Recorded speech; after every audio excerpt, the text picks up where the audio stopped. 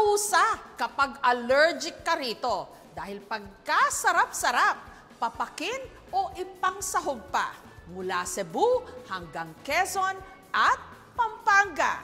Hipon kayo riyan! Sa mga nagmamadali at ayaw maghimay, hindi ito pwede. Kailangan pa kasing tanggalin ang ulo at balat bago makain. Pero dito sa Cebu, ang kanilang hipon mabibili na sa drive-thru. Merong kasamang kanin, hipon na nabalatan na, wala ng sagabal at mais. I have a very good supply, limitless shrimp. It's from Bohol. You have to have that.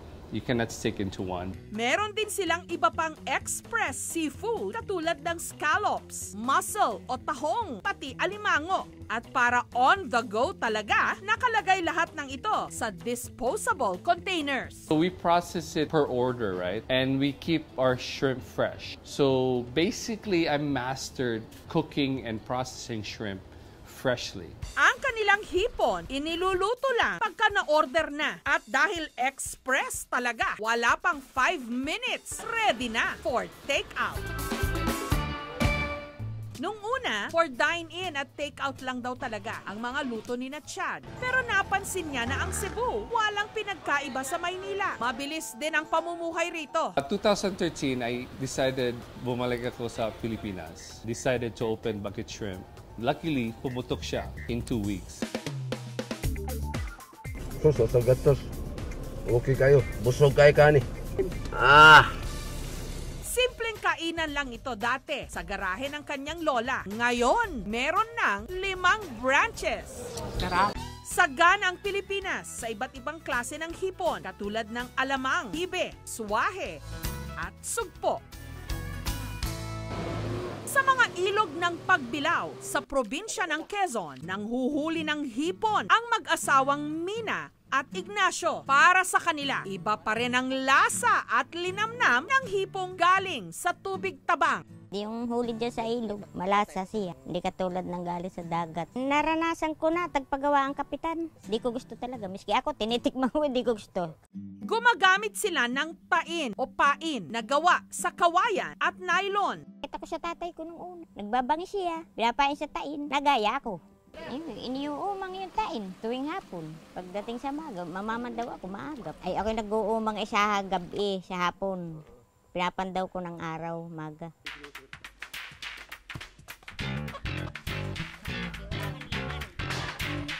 Pain na sinunog na nyog na nakakabit naman sa kawayan. Kaya yan nilulutong ganyan para sa amoy ng hipon. Mabango siya. Kailangang patungan ng bato ang pain para hindi matangay ng agos.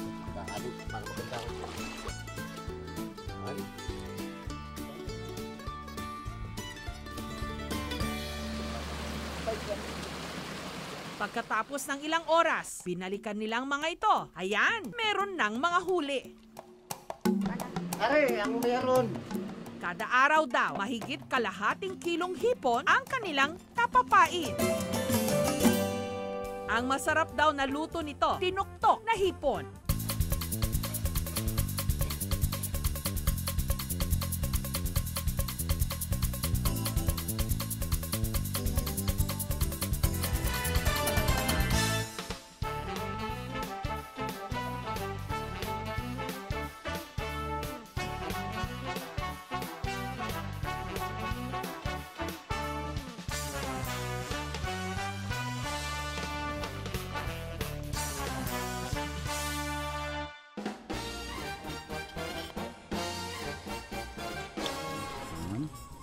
Lasang-lasa yung hipon niya.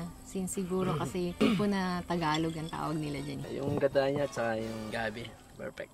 Pero kung meron mang putahing hipon na gamay na ng mga tiga Quezon, ito ang kanilang paboritong pinais. Ulam na gawa sa niyog, binalot sa dahon ng saging. Lala sa pulpa sa mga nilula namin. Talagang yun ang naging mana naming pangalan sa hipon na nakabalot sa dahon, pinais talaga. Binalatan muna ang mga hipon, kinuha ang katas ng taba at saka inihalo ito sa kinayod na nyog. Tinimplahan ng asin, bawang at paminta. Hinalo at inilipat sa dahon ng saging. Nilagyan ng hipon sa ibabaw. mga binalot Hindi natin sabaw ng buko. at pinakuluan. Matapos ang 2 oras, Ito ang pinais na hipon ng Pagbilao, Quezon. Malinamnam at lasang-lasa yung native na hipon. Sakto lang yung alat at tamis. Tapos lasang-lasa yung gata saka yung hipon.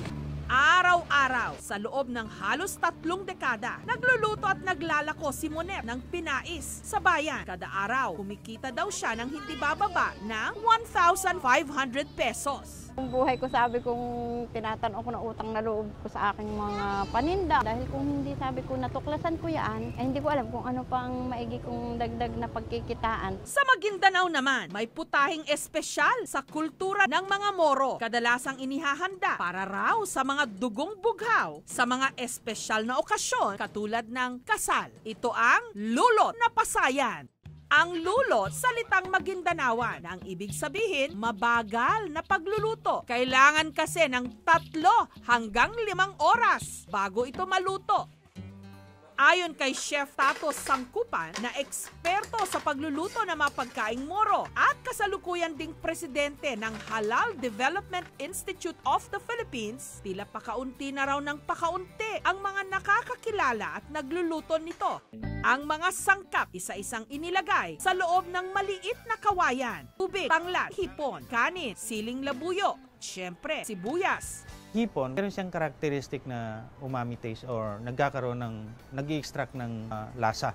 Lutuin mo siyang mag-isa or lutuin mo siyang kahit walang sangkap. Pagkatapos, nagpabaga na sila. Ang puntong ito, nangangailangan ng mahaba-habang pasensya. Kailangan kasing ikot-ikutin ang kawayan sa baga sa loob ng 3 hanggang 5 oras hanggang maluto ito ng tuluyan. Mahina lang yung apoy. Hanggat maaari, walang usok na nagsisiga. Pero lahat ng paghihintay, pasensya, sulit naman daw sa taglay nitong linamnam. Ang hipon po, masarap po siya sa iparis po sa kanin. Halos lahat ng buto kinakain namin ito para sa akin lang kasi pinakamalinamnam ito sa amin. Ito ang number 1 na kinakain namin. Sorry na lang sa mga allergic dyan dahil sa mga lutong hipon, wala talaga patapon. Thank you for watching mga kapuso. Kung nagustuhan niyo po ang videong ito, subscribe na sa GMA Public Affairs YouTube channel. And don't forget to hit the bell button for our latest updates.